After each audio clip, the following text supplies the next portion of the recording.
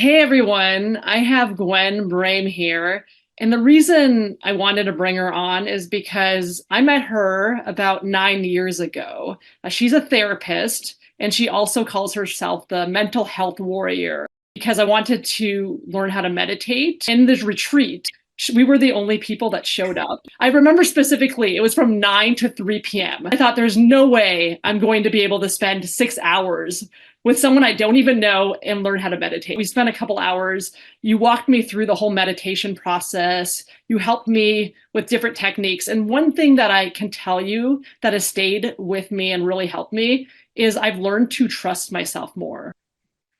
Great, great. How would you define meditation? Yeah, so I see meditation as us pulling into ourselves and quieting our minds. Okay. And that scares a lot of people because they're like, I can't quiet my mind. There's no way. I've got three circuses plus an entire orchestra going in the background. There's no way I can quiet my mind. But we can pull our focus in to one thing or nothing and quiet the mind that way. And it doesn't go into radio silence. There is still movement and stuff happening in the background, but bringing your focus into something really activates various parts of your brain that give us a lot of positive results in our body, as well as our emotional regulation, as well as our thinking. And so it's really an important practice when you're trying to be healthier, both physically and mentally, emotionally. I wish somebody would have told me that, especially by the time I got to you, because what I was really scared of, and I think a lot of people can relate to this, is we have so many thoughts and so many feelings going through ourselves. And I was afraid on what is that going to bring up for me? Like what thoughts are going to come up in the surface that I don't even want to deal with. So for people that are scared of that part, like what would you say to them? How can it help them when there's so many thoughts and feelings they may be afraid of? Right, right. So those things that you're afraid of, just know you don't have to deal with them right now. Okay. You can kind of leave them in the back closet for a while. And when you first start meditating, it is helpful to have a particular thought or an image or an object that you can focus on. So a lot of people focus on their breathing because we always have our breath with us. We don't have to remember the candle. We don't have to remember what was that mantra or phrase that my teacher gave me, right? So you just have your breath and you can just follow the breath in and out and bring your focus and attention to that. And anything that comes up, like you start remembering things from your childhood or anything like that, you can just say, you know what, get back in the closet. I'll take care of you later, and just be with the breath for a while. When you get a little more used to meditating and are comfortable with letting go of thoughts, and when we say let go of thoughts, what we mean is a thought comes into your head, and instead of latching on and really ruminating and regurgitating that, just let it slide out like it just went into a Teflon pan and slid right back out again. Don't worry that the thought's not going to come back. I assure you it will come back in your waking moments, but just let it slide out and just keep your mind focused on that breath. As time goes by and you get more skilled at taking more control of your mind and your thoughts, and you want to dive deeper and look at some of these things that cause you difficulties, you'll be better equipped to do so. And you'll have the mindful awareness to just look at a little problem that's bothering you, to just kind of go in and touch it, and then have the ability to pull yourself back into a state of stability. And so then you can slowly work on some of those things. And you can always talk to other people who are meditating and have them help you with it as well. But you don't have to dive in. I think when we met, the thing that really helped me, the visual around that was like the stream, like your thought is going through the stream of water, right? And then again, it does surface, but then you can just like let it go to your point, and then another one will come up and you can just let it go. Can you learn how to meditate when you're talking to someone? For instance, you feel that anger or frustration or that and you want to say something, right? And that whatever you're going to say is not going to be pretty. Can it help you in the moment to like regulate those emotions? Can you do it in the moment? Right, right. So that's where some of this breathing comes into play. So you're not going into a deep state of meditation. In that moment, you're just regulating your nervous system, right? Because it's the nervous system that's driving you to want to say something, and it's reacting to whatever's happening in the situation. So regulating your nervous system by just breathing in a consistent way, very coherently. Perhaps you're going to be counting your breaths or breathing in a certain pattern. That can be really helpful in regulating and calming the nervous system, so you're less likely to just react to whatever is happening with you. Over time, practicing meditation regulates your nervous system to a point that you regulate your emotions better because of the parts of the brain that are activated during meditation. So during a stressful experience, the amygdala is activated, and I call that the fire alarm of the brain, where it's just, wah, wah, wah, wah, like that.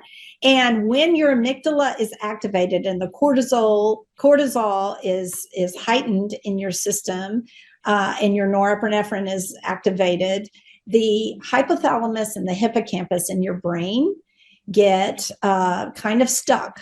And the reason for that is, in those moments of high stress moments, it's not a time to get all touchy-feely. It's a time to get to business. You either need to run, you need to fight, and there's something you need to do. So your brain responds to that. For a lot of people, though, when they start breathing and trying to relax and let go of the threat, their body doesn't calm down. And so the hypothalamus and the hippocampus stay stuck. And so you're still stuck in sort of a chronic stress mode. And so it's difficult to get out of that. But when you meditate on a regular basis, you allow more activity, blood flow, oxygen, et cetera, to those different parts of your brain. And some parts of the brain actually get larger. They see the insula, for instance, enlarges with a meditation practice, which means it's getting more activity and it is more useful to you in self-awareness and in controlling your reactions, in your focus, and how you're managing your emotions. So your hypothalamus, your hippocampus help you process emotions.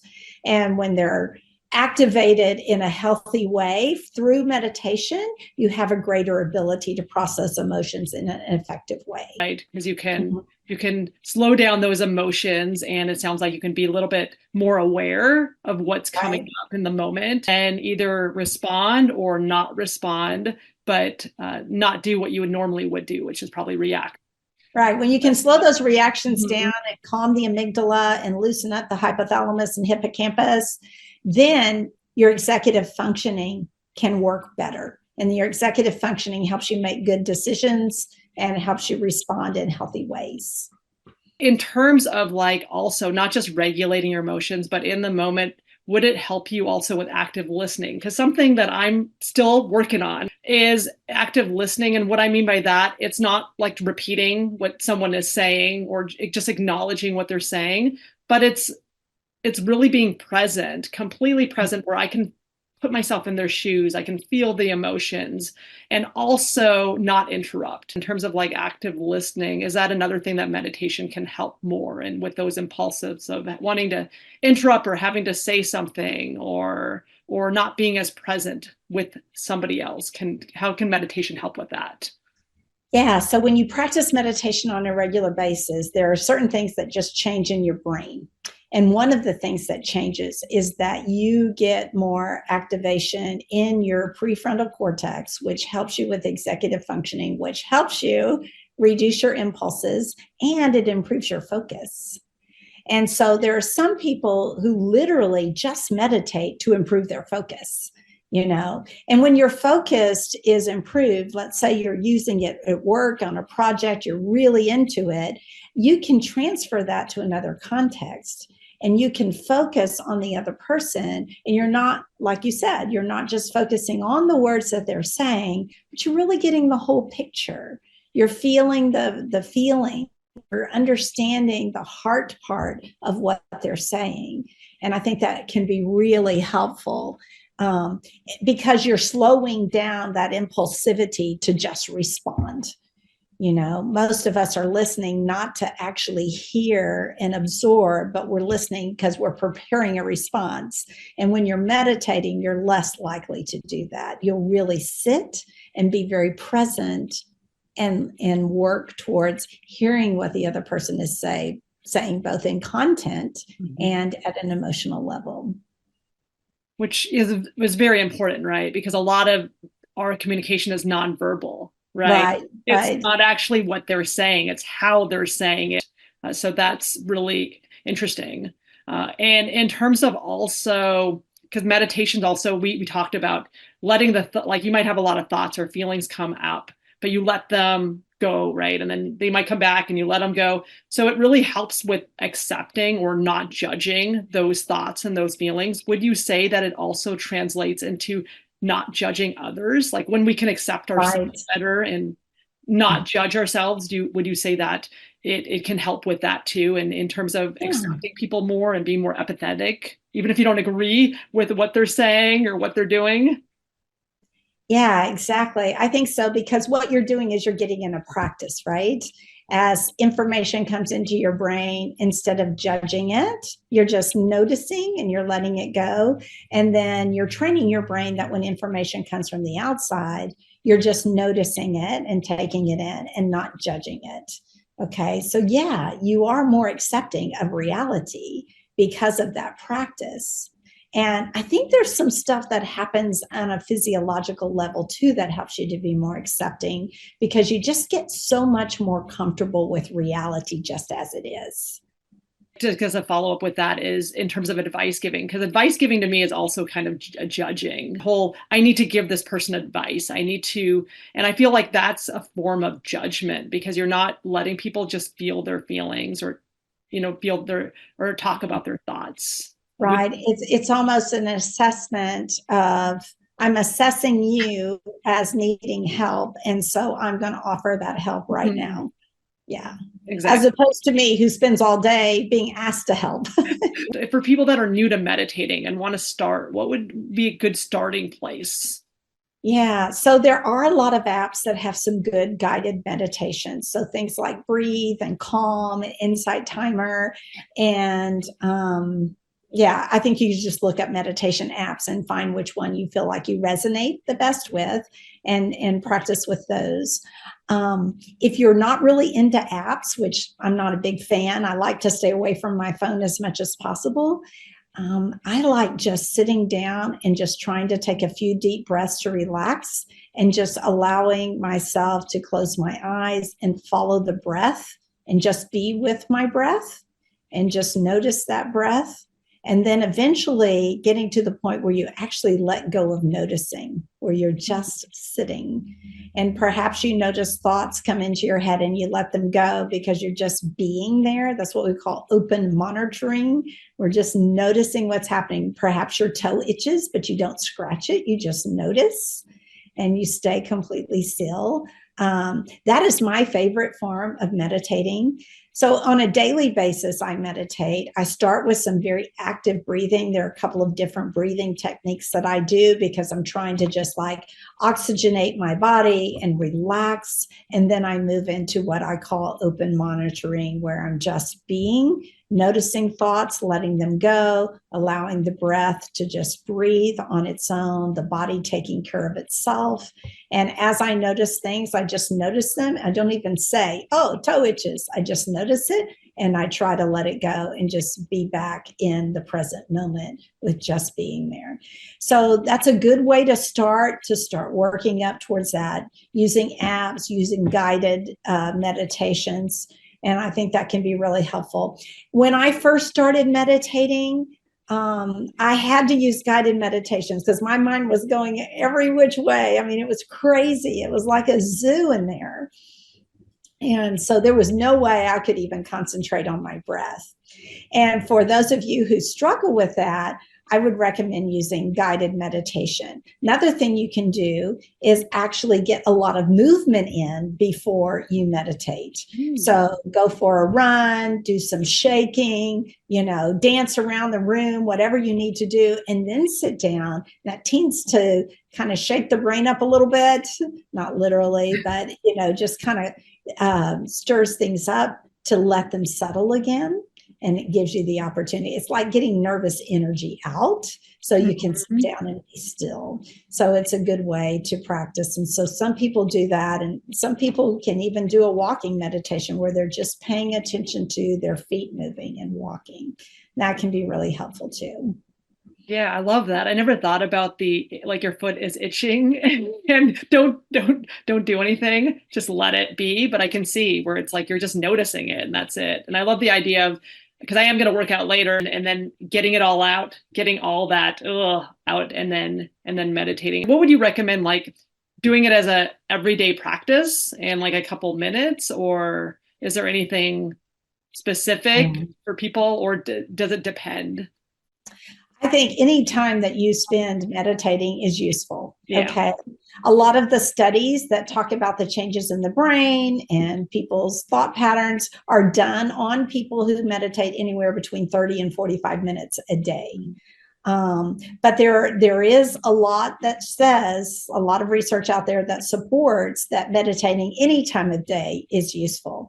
My recommendation would be start with 5 to 10 minutes in the morning, and then maybe add 5 to 10 minutes in the day or evening, and just start in little chunks like that, because it takes a while to build up to where you can meditate for 30 minutes or longer. Yeah.